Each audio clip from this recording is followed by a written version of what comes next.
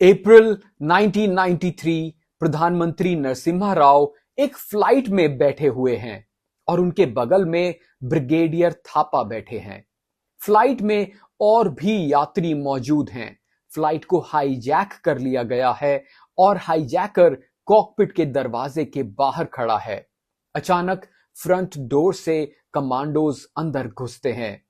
Hijacker को इसकी भनक भी नहीं लगती। उस वक्त वो कॉकपिट के अंदर जाने के लिए दरवाजा खोलने जा रहा था। तभी पीछे से एक कमांडो ने आकर उसकी बाजुओं और गले को पकड़कर उसे जकड़ लिया और घुमा दिया। उसी पल दूसरा कमांडो आगे आता है और हाईजैकर के माथे पर बंदूक तान देता है। ये देखकर प्रधानमंत्री हैरान रह गए। ये था ऑपरेशन अश्वमेध। ये वो समय था जब भारत एक बहुत ही नाजुक दौर से गुजर रहा था। अभी मुश्किल से 6 हफ्ते ही हुए थे जब 12 मार्च 1993 को मुंबई में सीरियल बॉम्ब धमाके हुए थे। उन धमाकों ने पूरे देश को हिलाकर रख दिया था। सुरक्षा एजेंसीज, चाहे वो आईबी हो या रॉ, सब हाई अलर्ट पर थी। पंजाब में आतंकवाद अपनी आखिरी सांसें गिन रहा था, लेकिन कश्मीर में हालत बिगड़ रहे थे। दिल्ली का इंदिरा गांधी इंटरनेशनल एयरपोर्ट, दोपहर का समय था। एक आदमी व्हीलचेयर पर बैठकर एयरपोर्ट पहुंचता है। उसके एक पैर पर प्लास्टर चढ़ा हुआ था। 2 लोग उसे वहां ड्रॉप करते हैं और चले जाते हैं। इसके बाद एयरपोर्ट का स्टाफ उसे अटेंड करता है।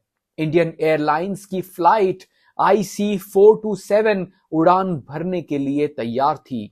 यह विमान एक बोइंग 737-200 था। इस फ्लाइट में कुल 141 लोग सवार थे। इनमें 135 यात्री थे और 6 क्रू मेंबर्स। यात्रियों में बच्चे, बूढ़े और टूरिस्ट शामिल थे जो कश्मीर की वादियों में छुट्टियां मनाने जा रहे थे।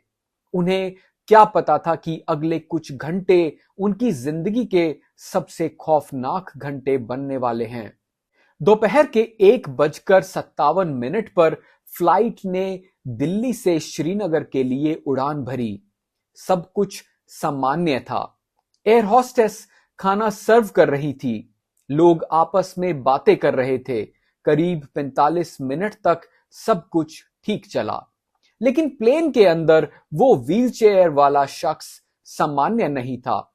उसका नाम था मोहम्मद यूसुफ शाह। वो हिजबुल मुजाहिदीन का एक आतंकवादी था। 90 के दशक में एयरपोर्ट की सिक्योरिटी आज जैसी सख्त नहीं थी। मेटल डिटेक्टर्स तो थे, लेकिन विकलांगों या घायलों की चेकिंग में थोड़ी नरमी बरती जाती थी। इसी का फायदा उठाकर उसने उस प्लास्टर के अंदर 2 9 मिलीमीटर की पिस्टल और एक हैंड ग्रेनेड छुपा रखा था। प्लेन में चढ़ते ही यूसुफ बड़ी चालाकी से एक चाल चलता है। वो एयर होस्टेस से रिक्वेस्ट करता है कि मेरे पैर में प्लास्टर है तो मुझे टॉयलेट के पास वाली आगे की सीट दे दी जाए ताकि मुझे चलने में दिक्कत ना हो। एयर होस्टेस उसकी मजबूरी समझकर मान जाती है, लेकिन वो ये नहीं जानती थी कि उसने यूसुफ को अनजाने में कॉकपिट के बिल्कुल नजदीक बिठा दिया था। फ्लाइट पंजाब के ऊपर से गुजर रही थी। मौका मिलते ही यूसुफ टॉयलेट में घुस जाता है। दरवाजा बंद करते ही वो अपने पैर पर लगा प्लास्टर निकालना शुरू करता है और फिर उस प्लास्टर के अंदर से 2 पिस्टल और एक हैंड ग्रेनेड बाहर निकालता है। फिर बाहर आकर उसने जोर से चिल्लाकर कहा, यह प्लेन हाईजैक हो चुका है। उसने खुद को सईद सलाहुद्दीन बताया। अपना रुतबा बढ़ाने के लिए उसने हिजबुल के चीफ का नाम इस्तेमाल किया। वो कॉकपिट की तरफ बढ़ा और पायलट बियान रेड्डी के सर पर बंदूक तान दी। उसकी डिमांड साफ थी, प्लेन को अफगानिस्तान के काबुल ले चलो। कैप्टन रेड्डी ने बहुत समझदारी से काम लिया। उन्होंने उसे समझाया कि ये एक डोमेस्टिक फ्लाइट है। इसमें इतना फ्यूल नहीं है कि हम काबुल तक जा सकें। हमें रिफ्यूलिंग के लिए कहीं उतरना होगा। हाईजैकर ने नक्शा देखा। सबसे नजदीकी और दोस्त मुल्क उसे पाकिस्तान लगा। उसने हुक्म दिया, लाहौर चलो। जैसे ही प्लेन ने लाहौर की तरफ रुख किया, एक बहुत ही दिलचस्प डिप्लोमेटिक गेम शुरू हुआ।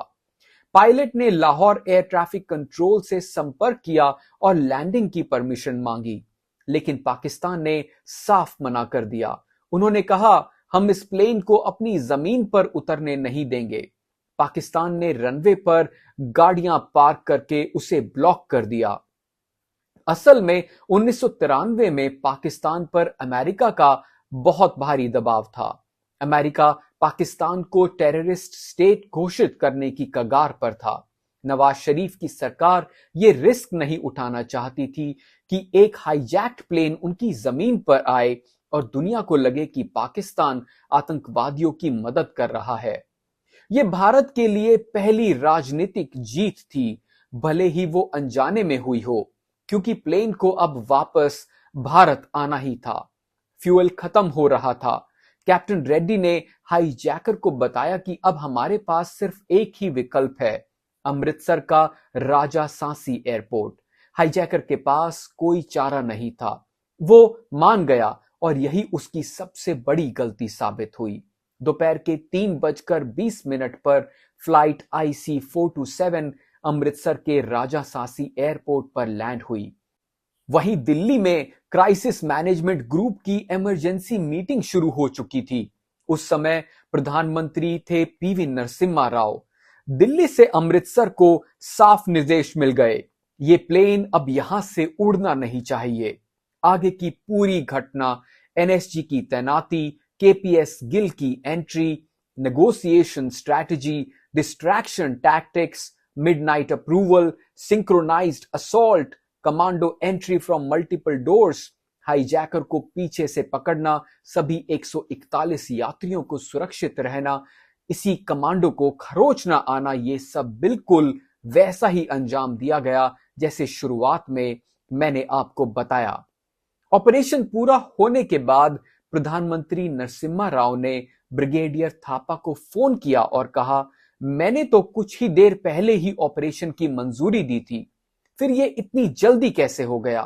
थापा साहब मुस्कुराकर बोले, सर, ये ब्लैक कैट कमांडोज का कमाल है। प्रधानमंत्री को यकीन नहीं हो रहा था। उन्हें लगा शायद ऑपरेशन उनकी मंजूरी से पहले ही कर दिया गया होगा। तब ब्रिगेडियर थापा ने उनसे रिक्वेस्ट की कि वो एक मॉक ड्रिल देखकर खुद समझ लें कि ऑपरेशन कैसे हुआ था। पालम में रात के समय मॉक ड्रिल रखी गई। प्रधानमंत्री खुद फ्लाइट के अंदर बैठे थे और उनके बगल में ब्रिगेडियर थापा बैठे हुए थे। थापा ने कहा, आप खिड़की के बाहर देखिए, अगर आपको मेरा एक भी कमांडो दिख गया तो मैं हार मान जाऊंगा। प्रधानमंत्री बहुत प्रभावित हुए। उन्हें अपने कमांडोज पर गर्व महसूस हुआ। 1993 में PM नरसिम्हा राव की सरकार ने राजनीतिक रिस्क लेने की हिम्मत दिखाई।